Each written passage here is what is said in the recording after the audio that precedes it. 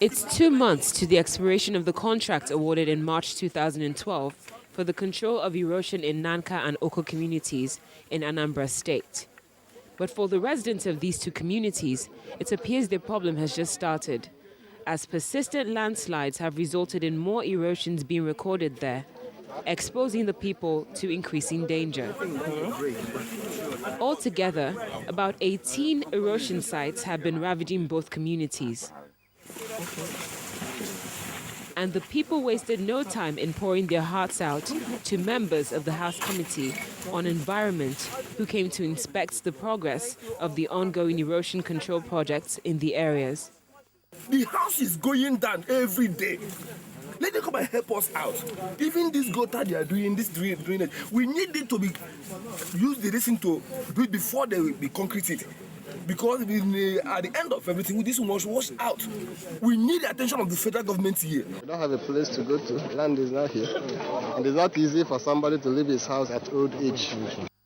So we are seeking for government assistance from any way it can come quickly before the next rainy season. Even the traditional ruler of Oko could not hide his feelings over the issue.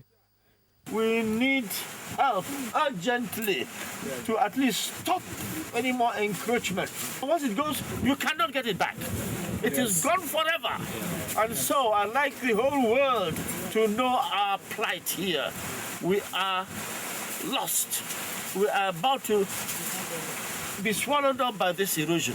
You can see that this is a serious problem. Desperate situation. And that nobody can solve this problem except our president. This is beyond the state government. This is beyond what the Ministry of Environment can do. This is purely what the president can direct ecological fund office immediately take up. The slow pace of work by the contractor drew the anger of the committee members, who took the company up on the matter. We haven't seen seriousness on part of the contractor, part of the consultant. We haven't seen any seriousness. I'm just telling you my position as the Committee Chair of Environment. The collapse of the bridge is not an excuse. We have heard all your stories, but as far as I'm concerned, you haven't done well, you haven't performed well. We are 2 months to the expiration of this contract. You have not even met up to 30%. You're telling us 50% on paper. You have not met up to 30% from what you have seen. So that is not even a pass mark.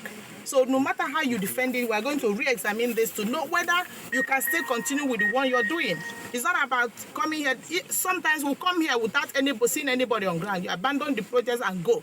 When the people are dying on daily basis on this road, by April, we enter another rainy season. The one you have done will be washed away by rain. And you come and tell us the same story. In spite of the reasons given for the delay, the committee members maintain that the project is a critical one that requires maximum attention. Given the danger staring these communities in the face, it is hoped that the required attention will be given to these projects, and urgently too, to ensure that these people are not displaced entirely.